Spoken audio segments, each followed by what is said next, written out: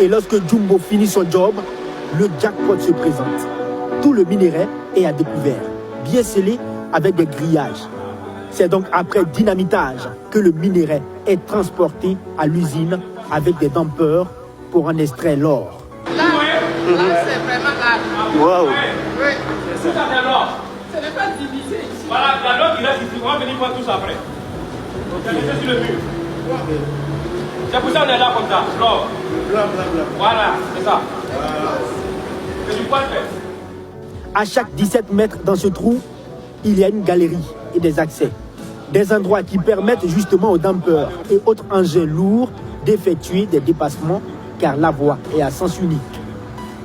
Ici, nous faisons une halte pour découvrir cette chambre de refuge.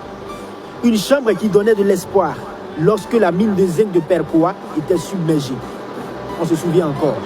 Il y en a plusieurs dans cette mine.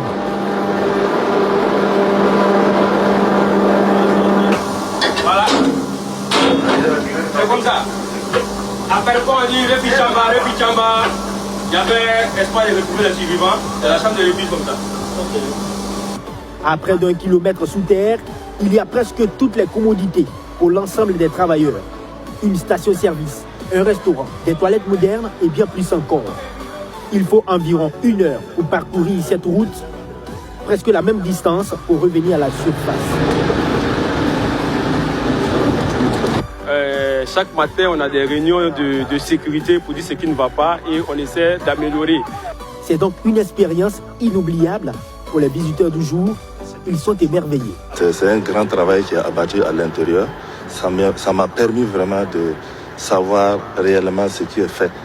Je suis vraiment émerveillée par le travail qui se fait en mine souterraine. Ça me fait une expérience en plus dans mon travail. Pour être sincère, c'est ma toute première fois de voir une mine souterraine. Et je suis vraiment ébahi, très content et en même temps, au début, ce n'était pas facile, mais bon, avec notre guide, voilà, tout s'est bien passé. Confrontés de façon permanente aux risques de divers ordres, ajoutés à la chaleur par endroits, les miniers sont indexés de percevoir un salaire mirobolant, voire faramineux. Est-il méritant? Le salaire, d'abord, il est relatif. Parce que ce que tu trouves faramineux, l'autre peut dire que ce n'est pas faramineux pour lui. Parce que pour le même poste, effectué par un local et un expatrié, ce n'est pas le même salaire. Vous-même, vous avez vu les conditions de travail. Si le salaire il est faramineux, il est mérité aussi. Parce que voilà, tu travailles 12 heures de temps, tu es loin de ta famille, la chaleur. L'autre action salutaire dans cette mine, c'est qu'au même moment que l'exploitation du minerai se fait, le rebouchage des galeries déjà exploitées est aussi en marche avec du stérile concassé et du ciment. C'est le processus de réhabilitation de la mine qui est ainsi en marche et respecte de facto la protection de l'environnement.